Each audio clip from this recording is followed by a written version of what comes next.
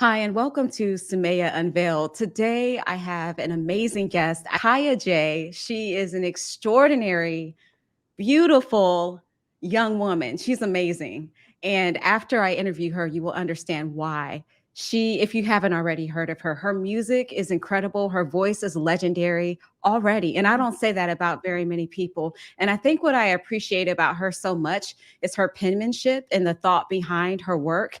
I believe that you're going to be just deeply inspired today and have hope just for life and for the different things that we navigate as humans. Kaya J, I'm so excited to have you here today on Sumaya Unveiled. Thank you. Thank you so much for having me. It's an honor to be here. Oh, thank you. So I want to go all the way back to when you first heard maybe your first memory of a song or music.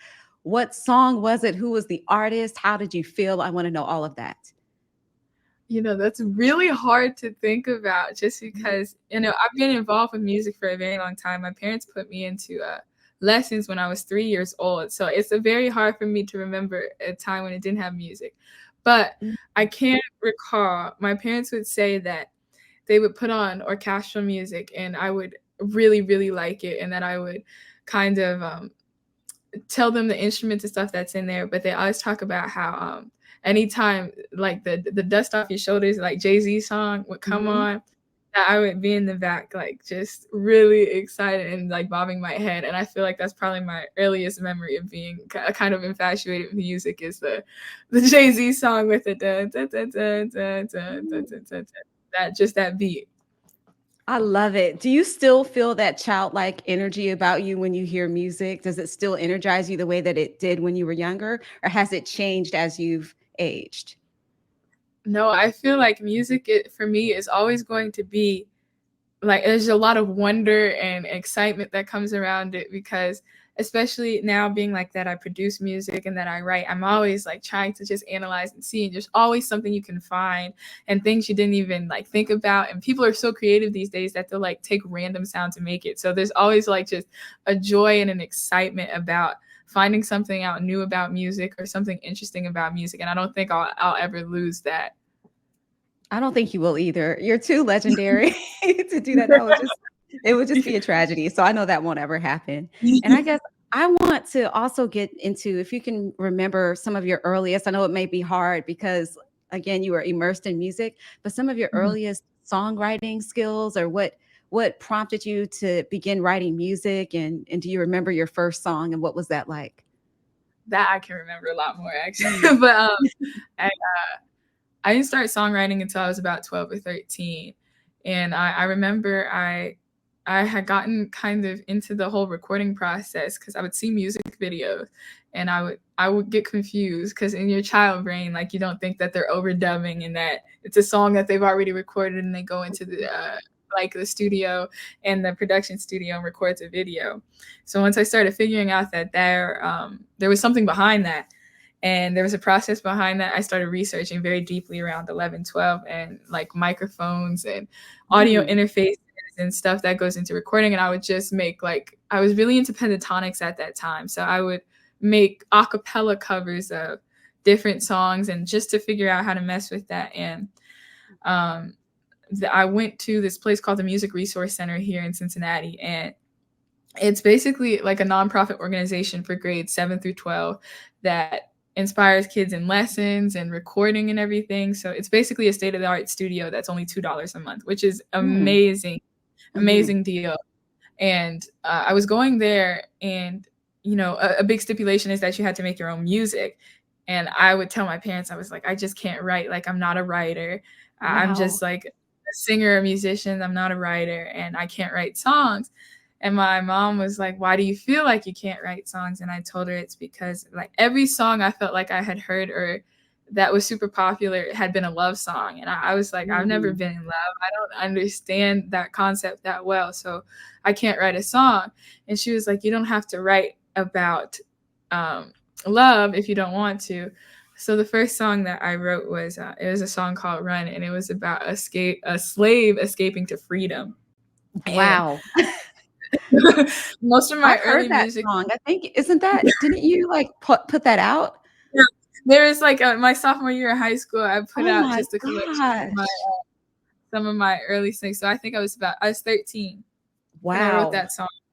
And so all of my like early song, and a lot of it's still not even out there, but a lot of my early songwriting was like protest music, and I would Mhm. write a lot about police brutality and just Black issues or women's issues, because I felt like I had more authority to speak on that, or it was the thing that was most pertinent in my life at that time.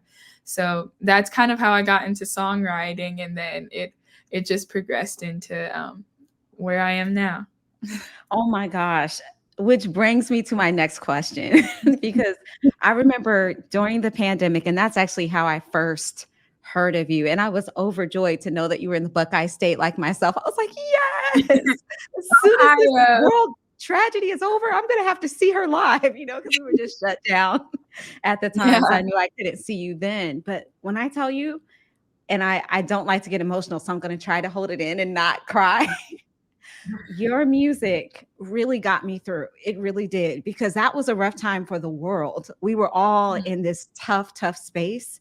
And I Yeah. remember I was watching, there were a few people that I watched. So I watched and a few like organizations. So I watched the versus battles, like the versus musical Yeah. battles that were on Instagram. I was watching that all the time. Obviously, I was watching D Nice, right, with Club Quarantine and all the music that Yeah. he was doing. That was just very uplifting because music. I have an amazing therapist, but I also believe that music is therapy as well. And so I had a lot of feelings, obviously, about what was going on politically and the pandemic and just everything that was going on all at once.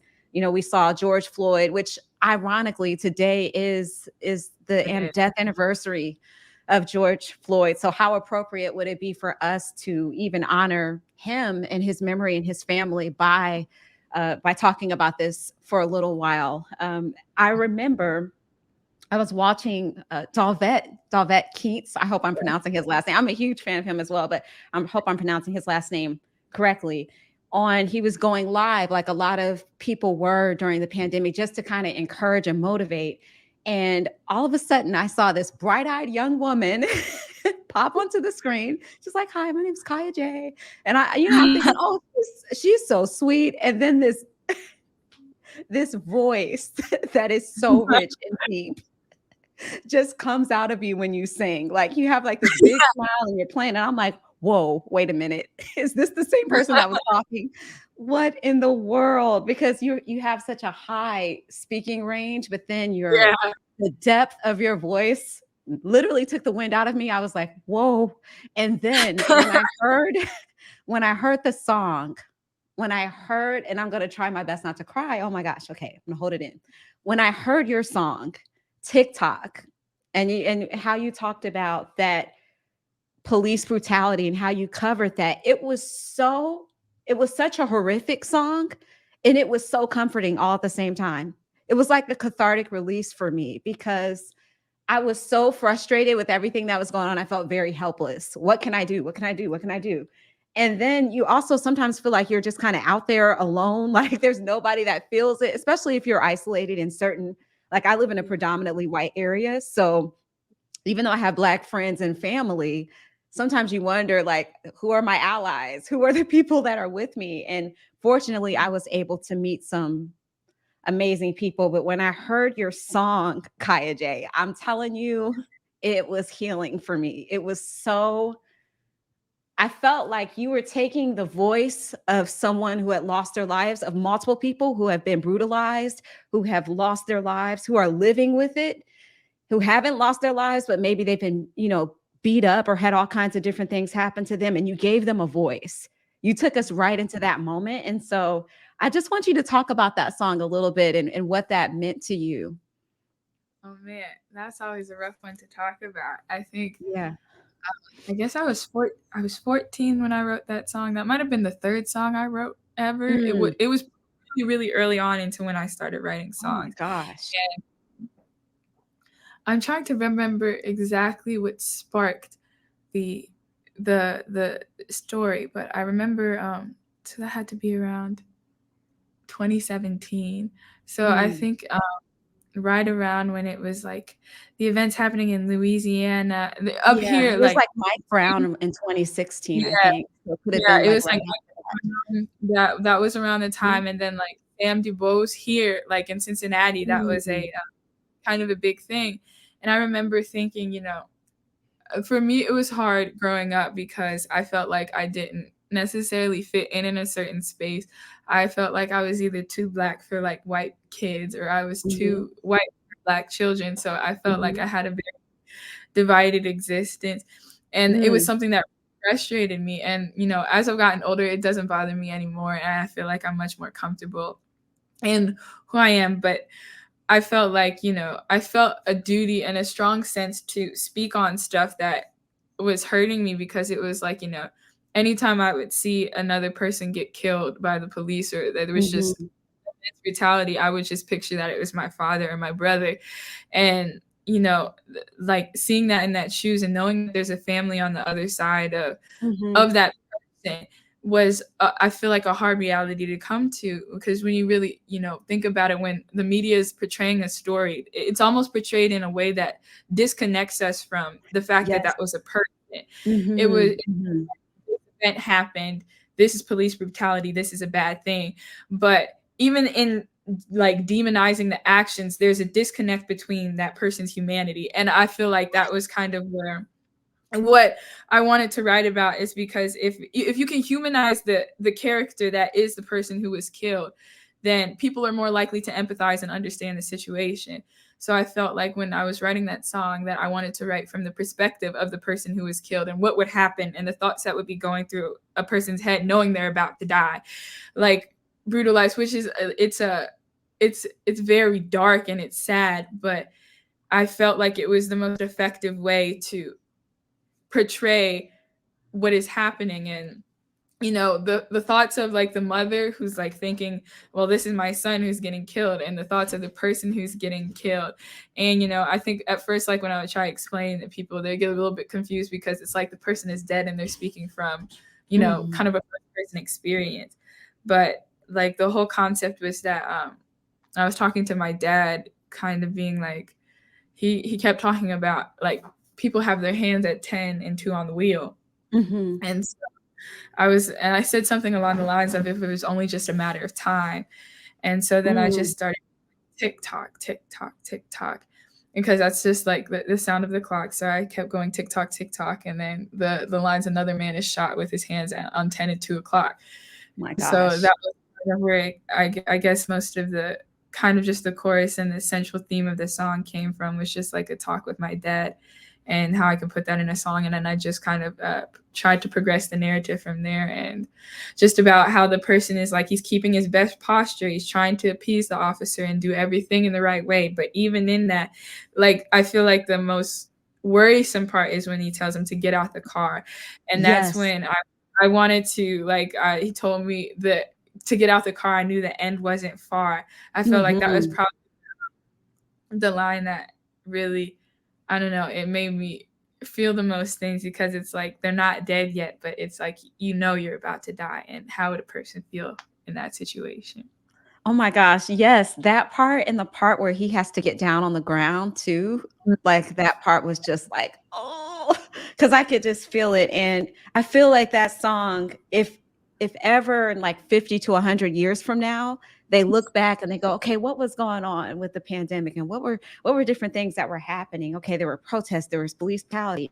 I feel like your song is so legendary that it would completely paint the picture and bring back exactly what was happening to Mhm. present day. So that Yeah. song, I mean, and the fact that, and I was so conflicted when I heard the song because I was heartbroken because you were so young at that time that you had to write that song. That broke, I'm telling you, because I don't have any like kids or anything like that, but I used to teach, and I was actually teaching during the time of the pandemic. And I feel like every child I've ever taught, or teenager is my kid, even though they're not. And I couldn't imagine having my child write a song like that. You know what I mean? It's like the fact that they have to be exposed to this crazy world and to even have to entertain that was just horrific for me. But at the same time, I was also so proud as an adult that you had a voice and you had agency to speak up at so young an age to even be inspired to write that. And even at the time that you performed that, you were a little bit older, but still Yeah. fairly young. And I was so inspired about the future, about having hope for the future, and Mhm. advocacy in our young generation, the generations that are coming up behind us, speaking up. And you did it in Mhm. such a beautiful, poetic, and responsible way that truly connected. So Thank that's all. I'm gonna. Do you have anything else to say about that before I move on to the next, the I next? don't know. I think that covers most of That the covers it. thing. I Okay. feel like the words I probably, sometimes I have a hard time explaining the lyrics. I feel like that one I just tried to keep it as simple as possible so it reached the largest amount of people. Yeah, I think it was beautiful. It was. I feel like I guess this is the last thing I'll say about it. I felt like it was very, like when you say people didn't understand, I understood. Like there was no confusion for me with the lyrics. I knew exactly what you were doing. And I think maybe sometimes when you're touched by, like there's the scripture that talks about being touched by the feelings of infirmity. When you've experienced something in your life, you can easily identify and connect and hear a voice that may be a little bit foreign to you if you haven't hit it. So sometimes people might need a little bit of an explanation. So that's understand, not a judgment on their part, but I understand that. I think another thing I was frustrated about during that time is I know what you mean when you say you're pulled in between two different worlds. Because growing up, I felt like that as well. Like, I try to actually change myself to be more relatable to people that look like me because I felt sometimes like I didn't fit in. So I tried to Yeah. do more to do that. But then on the flip side, I also felt ostracized. So I understand that. I think what was really hard for me was I dealt with some people reaching out to me during that time asking how they could be an ally, how they could speak out. And some of these people were like women who had children that were biracial, and I was like, oh my god, like you're asking me how to advocate for your own kid. But I had to take Yeah. my frustrations to the side and just say everybody doesn't know how, like, and that doesn't, and this small group of people doesn't represent everybody, because there are some people who are raising biracial children who know how to advocate for their kids. So I had to in my mind, because I was so frustrated, I had to kind of balance that out. But I feel like music like that, like your music, is so necessary, so that people who may have difficulty understanding what it's like can empathize when they hear it. So that's why it's so necessary for good music, good quality music, to touch the heart and really give a voice to the voiceless, in this case to the deceased. So that was awesome. Yeah. And Yeah. I feel it's so important because, I never want to feel like their life was in vain, and they had purpose and they had passion and they had so many things that they aspired to do, and unfortunately that was taken away from them unjustly and unrightfully so. But hopefully in some ways, you memorialize them and hopefully, keep that spirit of who they are alive, even if it's not in name, that their death is not in vain, and that it brings forth some sense of healing and a way to move forward from the pain that I feel so deeply, ingrained into our country. But Yes. I don't want to see a divide between people. If only these events just bring us closer together than further apart. Yes, I love that. I think that's beautiful. And it's and if anything is going to bring us together, it's music. We can all identify with that and hear that. So I think that's incredible. And so I just want to kind of fast forward to now. This is after the pandemic, and so I want to know, what have you been up to? What have you been doing Oh, I musically? What are some of the things that are coming up for you, and all of that? I'm super excited to. Yeah. Well, I guess it's funny because I feel like when everybody started getting introduced to me through Delvet, I was like 16, 17. So Mhm. I'm in college now. I go to music school. So Okay. I took a year off before I went to school, so I took a gap year. But I'm at CCM right now. I'm on a full ride, which is amazing. Thank the Lord. Yes. But Yes. so I study music production, commercial music production there, which is like songwriting, music production, and film score. It's really, Mm. really cool. I enjoy it a lot. But so obviously, I'm just making music all the time. I get up, make music, but Wow. it's great. But the cool thing is, since September, I've been working on a project. I've been working on an EP. It's 6 songs, and it'll be coming out in July. I had to move back the release date, but there will be new music coming soon, and I'm very, very excited about it. And not just me. It's a collaboration between me and my good friend, my dear friend Jacob, and it was kind of just completely unexpected on a whim, and I ended up taking a trip out to Los Angeles to work on it and everything, which was really cool and a great experience. But it's a labor of love between, I feel like, me and my friends, and I'm very, very grateful for that. Mm. Oh, I'm so excited. I am thrilled because you're amazing. I have to really wrap my brain around the fact that during the pandemic, that was you before going to music school. So I can't even imagine now what your music is. I just can't. I cannot wait for this. I'm so excited. And you collaborating with your friend and bringing out this project. And as soon as you do, I have to have you please, please, please, please, I beg you, come back so Oh, of that we course. can talk about those songs and kind of go through them.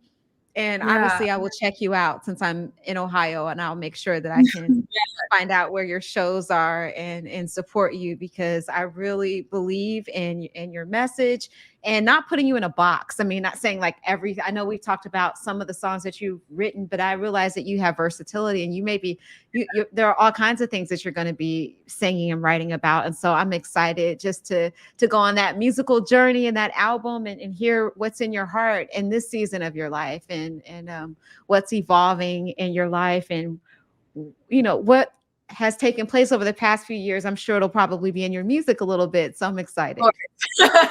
You Of said course. yeah. Yeah, absolutely. I feel like the project itself is called In My Mind, and I just wanted it to Mm, be about thoughts that are just running through my head all the time that I think about. But I feel like it's almost even more important because I feel like, I kind of going from adolescence into adulthood. And it's weird to be like, I'm 21 and people expect you mhm. to, have like some people expect you to have it all together. And, I don't think that's a realistic expectation. But, kind of what is it like growing from like a girl into a woman and all the thoughts that I'm dealing with and everything. And that's kind of like, and just experiences that I just put it all into just the music. And I'm hoping that the people like it and that they'll relate to it. And like, there's something good that comes out of that. Oh, it will. And ignore the people who are trying to make you feel like you have to have it all together because I'm much older than you, much, and I don't have it all together. We're trying, but no. Yeah. So it's okay. Like I love that you're giving yourself permission to grow and develop and spread your wings and Yeah. absolutely. And anybody that's expecting you to have it together, they don't have it together because they would understand that you're going through the process just like all Mhm. of us are. We never arrive. We never, even people who are in their 80s, people who are Yeah. still developing and strong in their minds will say, I'm still learning, I'm still growing at 80. So Yeah. you got plenty of time. Yeah. Yeah. I'm trying to keep that in mind all the time. I'm like, it's not the end of the Yeah. world. Like everything's okay. It's okay. And I just from your music, I can tell. And I know sometimes it's probably I can't imagine having such a prolific voice as a musical artist and then being human and having to like balance that out. But I just so excuse me if I'm judging you by your music, but I personally feel like from your music that you have such a deep maturity and a deep Mhm. understanding of life. So I mean, I think you're gonna be fine. For what it's worth, as a fan, I think Thank you. you're going to be absolutely fine. Yeah, Yeah, I guess so like, music is like try to be pretty introspective when I'm writing and, mhm, I write tunes on occasion and I write for other mhm, people sometimes, but I feel like I always want to be intentional with my words and what I'm putting out there. So if you pay close enough attention, I feel like you learn a lot about what I think about if you just listen to what I'm writing down because I feel like that's what is in my heart and that's what mhm, is constantly running through my head and I want people to hear that and I don't want there to be like shame surrounding things that feel hard or bad or rough to talk about. So I mhm. want people to relate to it and feel like maybe it inspires somebody else to talk about things that are on their heart and that they have shame around, or things that make them upset. And that's like the big goal. I love that. I love that. I wanted to offer you don't have to do this, but a suggestion. And I forgot to ask you this earlier. So you Yeah. said something that was so interesting. You talked about divided Yeah. existence that you had when you felt like you were pulled in between two worlds. And I thought, I hope one day that you write a song to little Chaya J and like call it divided existence, because I feel like there are so many men and young women, or little boys and little girls who may experience that, who could benefit from just that musical connection of hearing a song that can identify with that. Would be so cool. You don't have to, but just like a random suggestion that I meant to say earlier. I think it's a great choice. I've definitely thought about doing that because I was like, what would a current me say to a much Yes. younger me? But I think, with that, it's funny because, there's a lot of expectation, I think, on people in general to behave and act a certain way. And I Yes. think being Black people, like, there's a certain way that we're supposed to conduct ourselves, having swag and like all this type of Mhm. stuff. And I feel like I was a rather nerdy, like kind of a nerdy, awkward kind of kid that like growing up, and I didn't know what to do with stuff. And I'm pretty tall. I'm like 5'11", 5'10", Oh five foot wow. eleven. Uh-huh. Well, and I don't think people notice that through the screen because I'm always Yes. sitting down. But like just like the growing up being like, oh, I'm tall, and I felt lanky and awkward and nerdy, and like going into like all white schools and being in that space and not having people kind of understand that, that there's certain things that are in place to make it harder for people of color, and there's systemic oppression and just experiences that no matter how much you have empathy for, like you can't understand unless you're living it. And Mhm. you know it's definitely something I've gone back because and want to think about, because I think as a kid I wasn't well equipped to deal with that and to be in those spaces, and I would get really upset. And I think it prevented me in a lot of ways of, feeling like I could have genuine friendship or a genuine understanding of who I was. And it's still like like unlearning a lot of that stuff now and being like, you don't have to be anything. There's no way to be anybody, to be Black, to be white, to be a person. You just need to be a person at the end of the day. And if those are your interests and whatever, like I don't think we should be so judgmental as a society and be like, oh, that's Black people stuff or that's white people Mhm. stuff. You don't need to Mhm. do that. You should just be able to exist without judgment and without a box to be in. And I hope that kids growing up now don't feel as much pressure that I probably did at that age. Mhm. I think that's so good. It's so funny when you were talking about height, because I feel like we're on the opposite ends of the spectrum, because I'm barely 5'1". Oh my And I've God. always wanted to be tall. Like this is true. I literally wear like boots this tall every single day. I want to be tall so bad. My mom, she's not alive anymore, but she was 5'9" and so beautiful. My sister was 5'10", or I have an older sister that's 5'10". I have another sister that's 5'11". No, I think she actually might be 6 feet. My other sister, she's tall. Yeah. And so, yeah, I'm little. So there's always somebody that's at the opposite end that's looking at you going, oh, I wish I was tall like you. Yeah. So it's And so funny to think that, "Oh, I was tall and lanky." I'm like, "You're model height. What are you talking about?" I know, and that's the funny part is, I talked to my friends, Yeah, they're like, I wish I had long legs. And I was like, it's just funny. I feel like people always want what they can't have. And it was like, yeah. it didn't used to bother me. It doesn't bother me anymore. But there was a period of time Mhm, where it did like bother me. And I was never bothered at first. So it made me mhm. mad because, my father's 6'8". So I was Oh, just bound to be okay. pretty tall. Because my Yeah. mom's like 5'6", 5'5". So Mhm, she's not that tall. But I fell somewhere in the middle between them. But no, I think it's like it's cool. It's cool for the stage because it commands attention, I think, yes. and people so, and it plays to my benefit in that regard. Yes, and I feel like your voice is so big that it suits you. It suits you well to be tall. It would be really awkward if you were my height, you had that huge. So I think that's incredible. So I guess I have one final question, which I should have asked you early on, but I'm going to ask you now. Who were some of your musical influences, like your early ones, and have they changed as you've aged? I don't know if they necessarily like. I don't know if it's changed as I age. I feel like Okay, there's just people same. added, but Mm, Stevie Wonder was like my biggest inspiration as like a mhm. child. I Songs in the Key of Life was an album that got played a lot growing up for me, and I would constantly play it. There's scratches on that CD. You can't even Yes. play it now, but I have streaming. I can stream the songs, but Mhm. like Stevie Wonder, I was always fascinated with the way that he wrote and like the complexity in his music, but also making it accessible to a wide range of people was Mhm. something really like adore and love about him. He's a great writer. I mean, I don't think he's ever made a bad album. I can't say if he Mm. has. He has like a golden catalog. Mhm. Stevie, I loved Lauryn Hill a lot.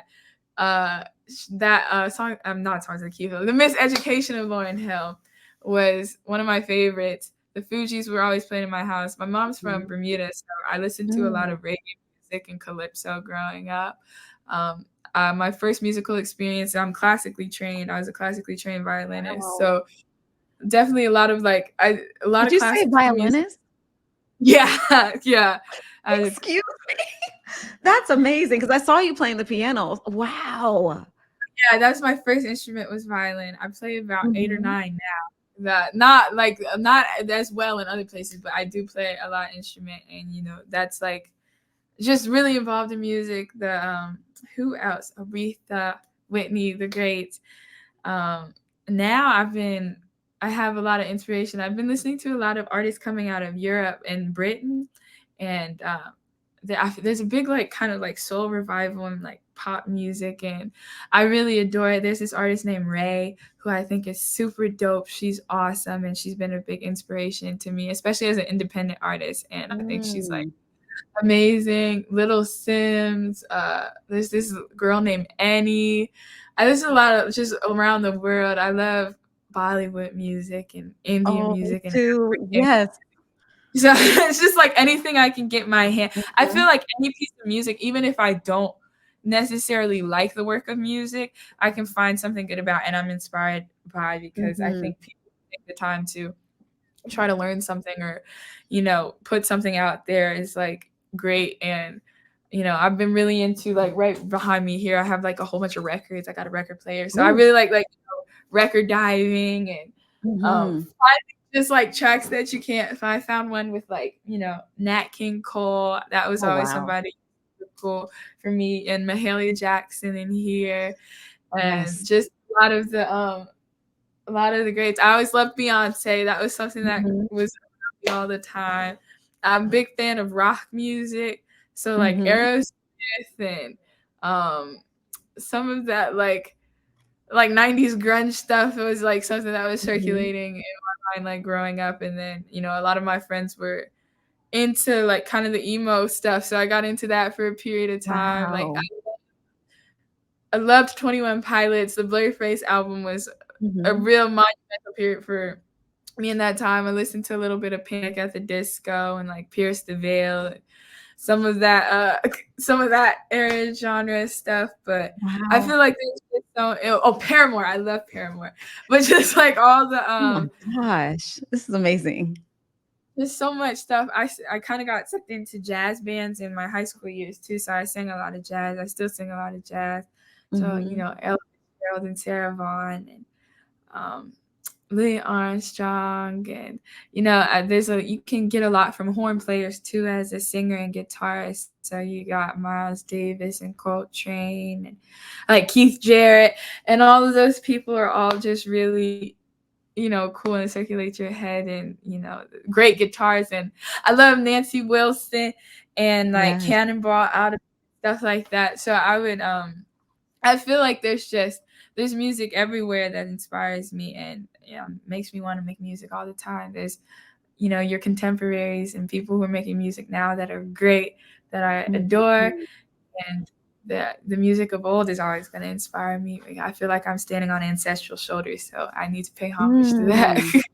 Mhm. Mhm. That's beautiful. That explains so much because your sound I feel like with legendary people, they always have multiple genres of music that they are inspired by. It's not just one. And you've listed so many that it explains why you are why you fit into what I believe is that legendary classic voice, because it's unmatched, because there are so many influences, and it just solidifies such a unique sound. And so that's exciting just to hear you talk about music, and you're clearly you love it. And I'm so excited for your future, because like I feel like you've done a lot already, and you're Mhm. how old did you say you were, like 21 now? I'm 21. Yeah, I'm 21. See, and you've 21. just that's crazy to me, because I feel like you've done so much already. I can't even imagine next year, 5 years, just where you're going to go with all that you're accumulating with your knowledge and your skills and your Yeah. practice and your experience. So I'm a super fan for life, and I'm Oh, so honored to have you here, and thrilled to see what's going to continue to happen in your life. And thank you for sharing your gift of music and your voice with the world. Seriously, thank you so thank you so much. much.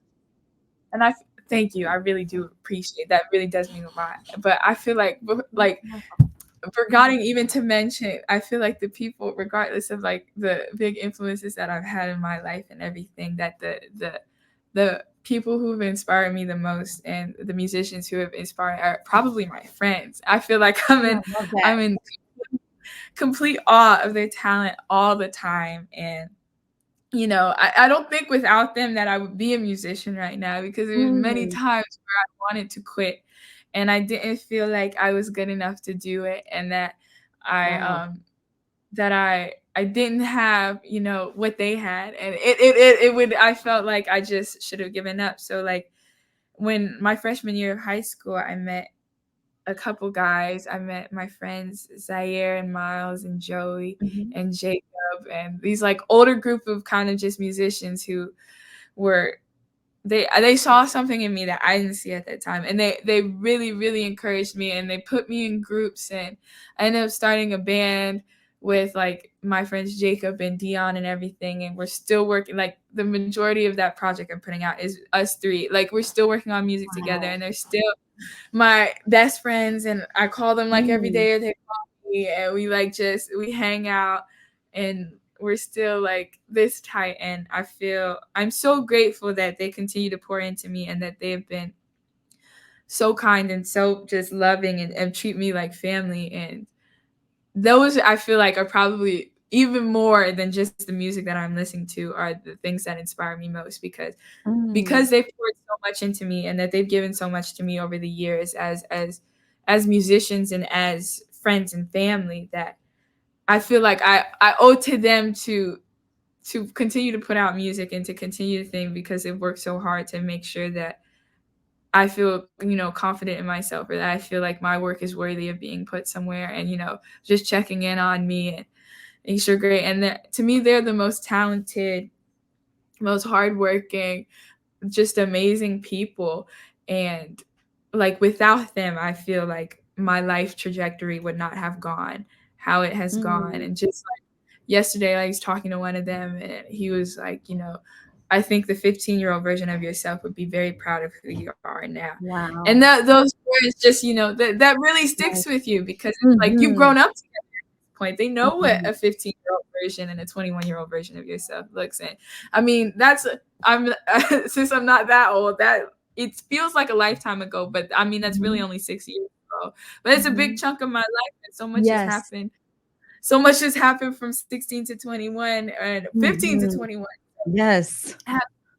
Having those same people around, those core group of people, and my friends that I made in marching band and in high school, be here for a new chapter of life. It's like that's my major inspiration. I really do it for them, and I do it because I want to see everybody succeed, and because they've done so much for me. And I feel like I just have so much gratitude for the fact that they're there. They're like my rocks at that point.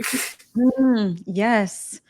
It's so good to do your passion, and to not do that alone, and to have a team of people who are like-minded, who have your back, your front, your sides, and can see, like you said, where you came from and be your cheerleaders and say, hey, keep going. We're going together, like arm in arm, wing in wing, we're soaring together. And for them to be able to even look back and tell you, hey, the younger you would be proud. That's beautiful. That's a beautiful Yeah. thing. So I encourage you and your amazing friends to just keep going.